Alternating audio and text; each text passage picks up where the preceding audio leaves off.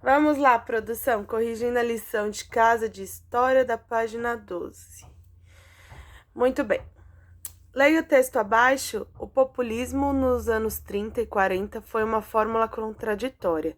Tratava-se de preservar a ordem oligárquica, questionada pela crise do modelo exportador não reprimido, mas integrando as classes populares aos regimes políticos.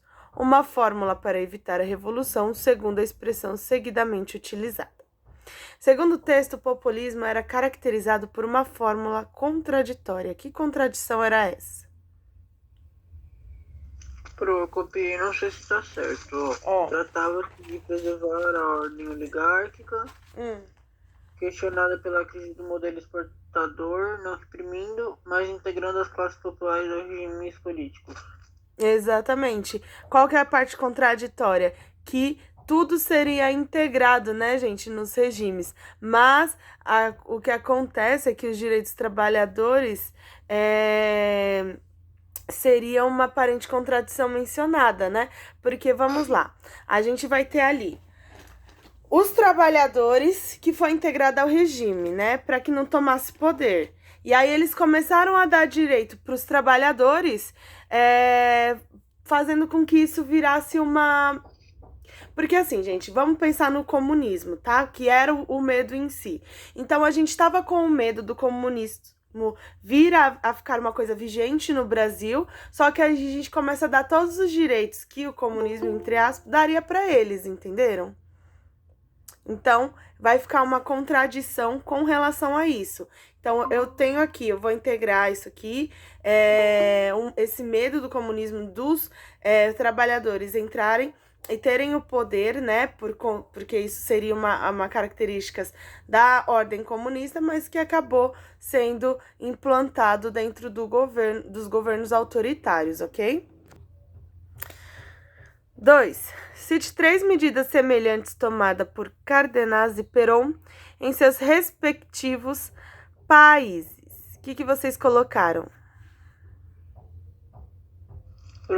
Eu só, copiei da página anterior. Ok. Carneros impulsionou a educação pública, realizou uma reforma agrária. É só 3, né? Perón incentivou projetos sociais. Não, é para você falar o que eles têm em comum. Ah, então tá bom. Aí, nesse caso, gente, o que eles vão ter ambos em comuns, tá? Lembrando sempre, né? O Cárdenas vai ser no México e o Perón vai ser na Argentina. Eles vão promover políticas que vão buscar nacionalização das empresas, né? Então, vão nacionalizar ali a indústria de energia e tudo mais, vão buscar uma nacionalização, vão também incentivar os trabalhadores, dando direito para eles, e também vão estruturar o Estado como um Estado corporativista. Certo, amores? O que coloca? Vou colocar no chat que eu acho que fica mais fácil. Vamos para 3, vamos para 3. Tem essa. Vamos ver se eu chutou certo, então. Eu também. Uma característica comum nos regimes populistas na América Latina foi a aproximação com os regimes fascistas da Europa? Não. Nope. Não. Lembro, Perón nem gostava deles. Uma aproximação com o socialismo soviético? Não sei. Não também, lembra? Eles subiram no poder justamente para evitar o socialismo. Subiram, né, no poder para evitar. Uma ideologia nacionalista voltada à exaltação da pátria? Não. Sim! Lembra que eu falei para vocês, vai começar esse movimento também, essa coisa de nação, eu posso falar mal, os outros não podem falar mal do meu país, tá? Vai mostrar assim, olha como o povo brasileiro é forte, nós temos um líder forte, nós temos que exaltar. Vai começar uma prática nacionalista muito grande, tá?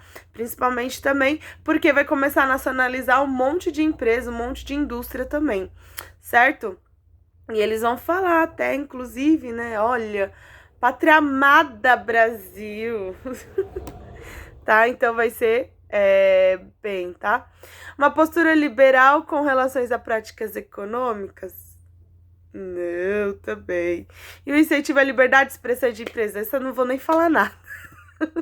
Claro que não, liberdade de... Ô dó. Práticas populistas no Brasil de hoje. Ah, eu esqueci de apresentar. Ah, não é que eu esqueci, é porque a gente tá corrigindo, né? Então não pode apresentar, sendo que tem que ver uma resposta ali, né? Mas esse aqui eu vou apresentar porque tá só texto. E aí quem tá sem livro consegue ver.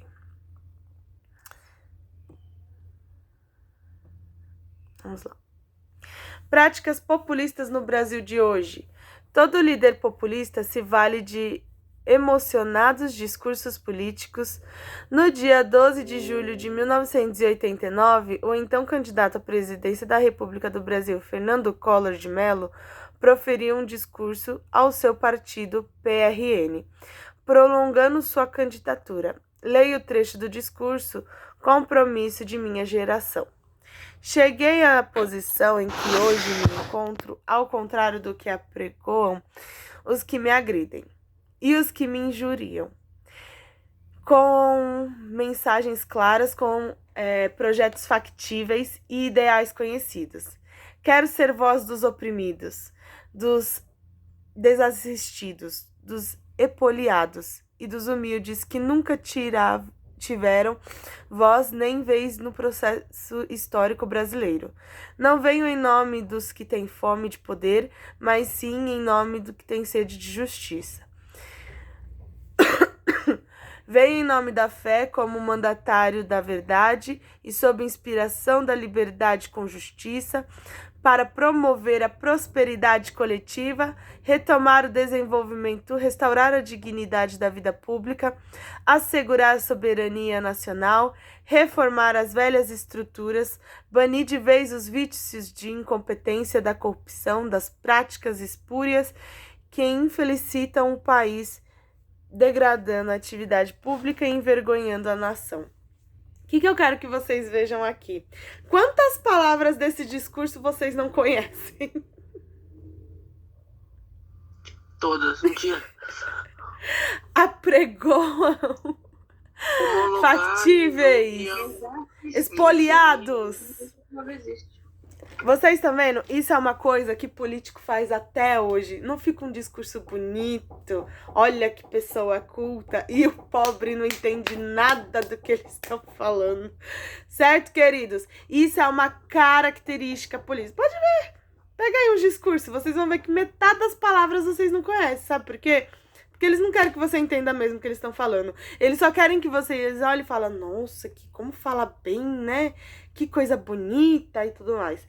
Então isso vai ser uma característica de todos os políticos, gente. Eles sempre vão usar palavras que você nunca viu na sua vida. E que provavelmente nem eles sabem o significado. Tá bom? Só que eles também vão usar palavras-chave, como humildes nunca tiveram voz. Olha isso, não é bonito, não? É bonito, gente. E ó, não os que tem, como é que é aqui da justiça, que ele falou, que é bonito também. Promover, não, onde é que tá que ele falou assim? Aqui, ó.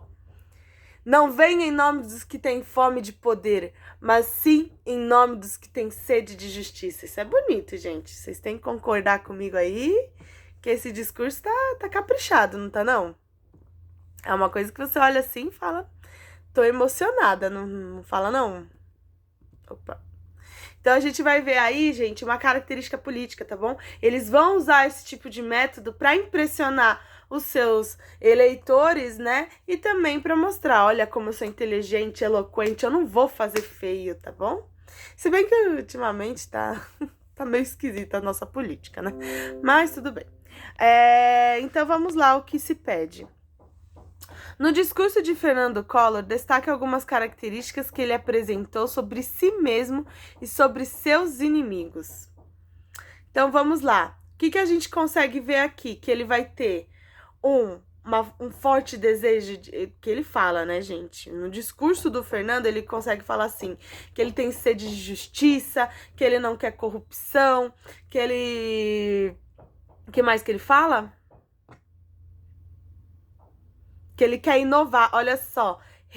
Reformar as velhas estruturas, banir de vez os vícios da incompetência, da corrupção, das práticas espúrias que infelicitam o país, degradam a atividade pública e envergonham a nação. Olha aí como ele tá falando dos adversários deles, né? Tá chamando eles de forma indireta, ele não tá acusando ninguém, mas tá falando que os outros são assim, são corruptos, não ficam do lado do trabalhador também. Aqui ele também deixa claro isso, né? Quero dar voz aos oprimidos, gente. Olha que coisa bonita. Então, o que ele vai falar? Ele vai falar que ele é uma pessoa justa, uma pessoa que vai buscar os interesses dos trabalhadores, das pessoas mais humildes, que ele vai ser uma coisa linda, coisa maravilhosa, tá? Enquanto os amiguinhos dele já vão buscar mais uma questão de corrupção, de deixar quem é da elite continuar na elite. Tá vendo como ele fala em poucas palavras tudo isso, gente? Tá bom? Essa foi tranquila de fazer? Vê se tem que apagar, ó. Eu copiei assim, cheguei à posição que hoje me encontro, ao contrário que essa primeira até o ponto aí. A primeira parte? Não, mas o importante é você falar o que tá dizendo no discurso, tá? No caso, o que você tem que colocar? O que ele falava dos inimigos deles? Ele falava que os inimigos deles não davam voz à população. Ele também falava que os inimigos deles eram corruptos. Ele também falava que eles eram arcaicos, que eles eram antigos, que eles eram retrógrados. Por quê? Porque ele fala aqui, ó, reformar velhas estruturas. Tá? Então ele fala assim... Você pode colocar, então, no chat? Posso. Então, para 2 da página 13, compare o discurso de Collor com o discurso de Vargas ao instituir o Estado Novo. Apresente as semelhanças desses discursos. Então, no geral, vai ser a mesma coisa, tá? Eles vão defender a ética política, também vão defender os pobres e os oprimidos, né? E também eles vão mostrar que eles são capazes de tirar o país do caos. Certo, amores? Vamos falar agora da política do Tulinho, dessa pessoa maravilhosa, desse líder nato, certo? Gente, ele vai praticar uma política populista, tá? Ele vai praticar uma política em que ele vai mostrar muito mais o emocional para a população do que qualquer outra coisa. Então, ele vai se vender como alguém que o povo pode confiar. Claro que ele vai influenciar isso também com vários tipos de propaganda, né, e tudo mais. Ele vai criar um programa chamado A Voz do Brasil. Esse programa foi feito em 1934, tá? Ele era obrigatório em todas as rádios, certo? Não tinha nenhuma emissora que podia falar, não vou passar. Não existia essa possibilidade, certo? Qual que era o intuito dele com esse programa, tá? Ele queria mostrar para a população como ele era bonito, como ele era maravilhoso. Essa rádio, ela vai deixa eu ver quando foi. Esse programa, ele ainda tá no ar, tá, gente? Um dos programas mais antigos aí, certo? E ele não falava apenas bem do governo, mas também buscava enaltecer a nação. Então, as músicas vão ter um caráter muito mais nacionalista, né? Com essa pegada aí de aproximar o povo brasileiro, certo? Eu quero que vocês grifem esse aqui, ó. Bonito. O líder populista procura sempre estabelecer um vínculo emocional com o povo, procurando mostrar-se próximo a ele para garantir a simpatia da massa. Através de discursos emocionados e gestos exagerados, apresenta-se como um salvador da pátria, de firmeza moral e incorruptível, defensor dos interesses do povo e responsável pelos direitos benefícios direcionados a ele, tá? Então, gente, essa pessoa aí vai ser o líder populista, tá? Todos os líderes populistas vão ter essa mesma características. Eles aprenderam um com o outro, fizeram a mesma escola, certo? Eles vão satisfazer muito mais a classe trabalhadora, mas também buscando os interesses sempre de quem tinha dinheiro, tá, gente? Não tem jeito. E eles também vão buscar, depois de um tempo, apaziguar as coisas com a oligarquia antiga. Lembra que quando Getúlio ele vai entrar no poder, o governo ele vai mudar um pouco as características econômicas, mais voltadas para a industrialização, mas eles também não podiam deixar de mão a oligarquia dos latifúndios, né, da agricultura, porque senão ele não teria o apoio da nação e aí ficaria bem ruinzinho para eles, certo, queridos?